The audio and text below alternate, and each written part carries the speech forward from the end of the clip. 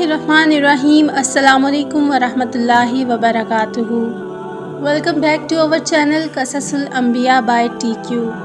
Channel को subscribe कर लें और साथ बने बेल आइकन को ज़रूर प्रेस करें ताकि आपको आने वाली वीडियोस के नोटिफिकेशन वक्त पर मिल सकें। ये दुनिया और ये कायनात किस तरह वजूद में आई और इस दुनिया में इंसानों से पहले क्या था और अल्लाह ताला ने इंसान को किस तरह पैदा किया और इंसान से पहले कौन सी मखलूक बनाई।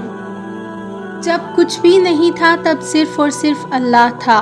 फिर अल्लाह ने पानी को बनाया और पानी के ऊपर अपना अर्श बनाया जहाँ अल्लाह पाक मौजूद हैं।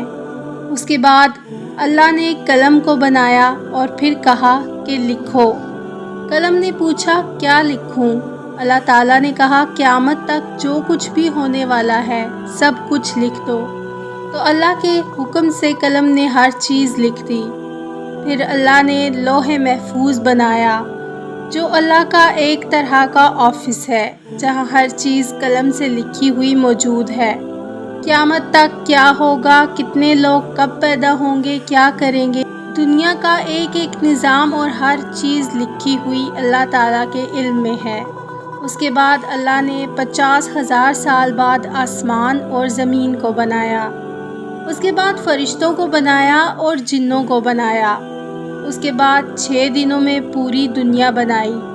ये 6 दिन हमारी दुनिया के आम दिनों की तरह नहीं है बल्कि ये बहुत ही तवील दिन हैं।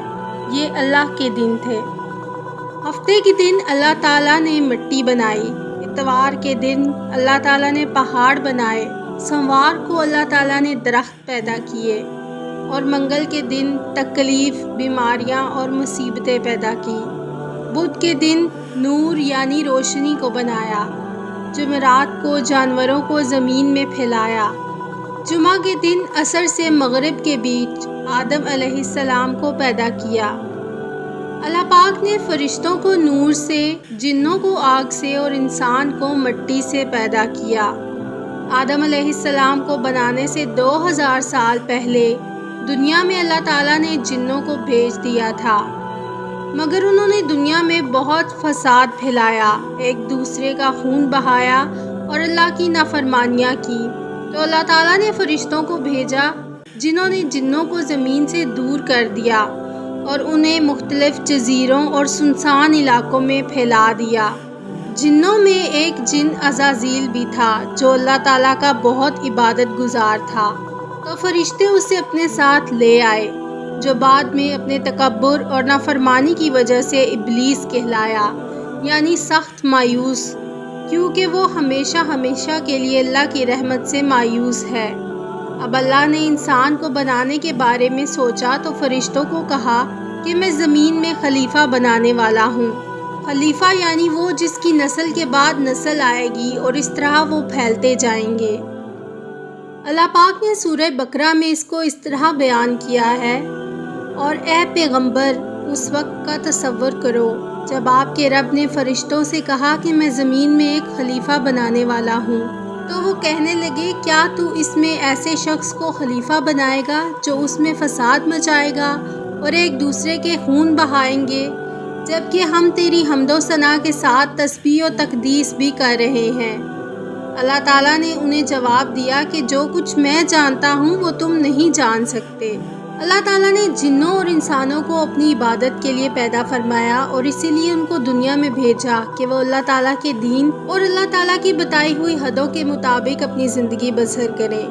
फरिश्ते जिन्नों का हाल देख चुके थे। उन्होंने अल्लाह से कहा कि आप क्यों बनाना चाहते हैं इंसान को, जबकि हम तो मौजूद हैं जो दिन रात आपकी हम्द और तस्बीह करते हैं।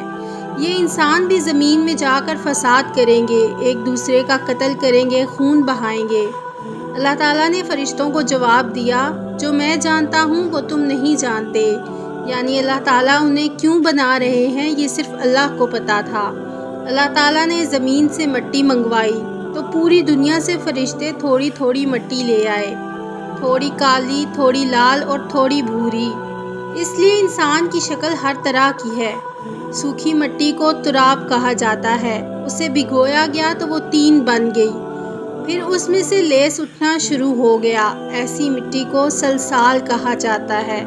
اب اللہ تعالیٰ نے اپنے ہاتھوں سے حضرت آدم علیہ السلام کا پتلا بنایا اور 40 سال تک اس کو چھوڑ دیا۔ وہ مٹی سوکھی تو کالی ہو گئی، اس میں سے بدبو آنے لگی۔ ایسی مٹی کو مسنون کہا جاتا ہے۔ پھر وہ بجنے والی مٹی یعنی ایک ٹھیکری کی شکل اختیار کر گئی۔ ایسی مٹی کو فخار کہا جاتا ہے۔ قرآن میں جب جب انسان کو بنانے کا ذکر آتا ہے تو اللہ تعالیٰ کہتے ہیں ہم نے تمہیں مٹی سے بنایا، تو یہ الگ الگ مٹی کے نام آتے ہیں۔ کسی ایسی مٹی سے بنایا، دیکھو تم کیا چیز تھے اور ہم نے تمہیں کس طرح کا بنایا۔ جب آدم علیہ السلام کو بنایا گیا تو ان کا قد 60 فٹ تھا۔ جب ان کا پتلا بنا کر اللہ تعالیٰ نے چھوڑ دیا تو ابلیس ان کے آس پاس چکر لگاتا اور انہیں ٹھوکر مارتا اور سوچتا کہ انہیں ضرور کسی خاص مقصد کے لیے بنایا جا رہا ہے۔ کہتا اگر مجھے اس پر مسلط کر دیا گیا تو یقیناً میں اسے مصیبت میں ڈال دوں گا، اور اگر اس کو مجھ پر مسلط کر دیا گیا تو میں اس کی نافرمانی کروں گا۔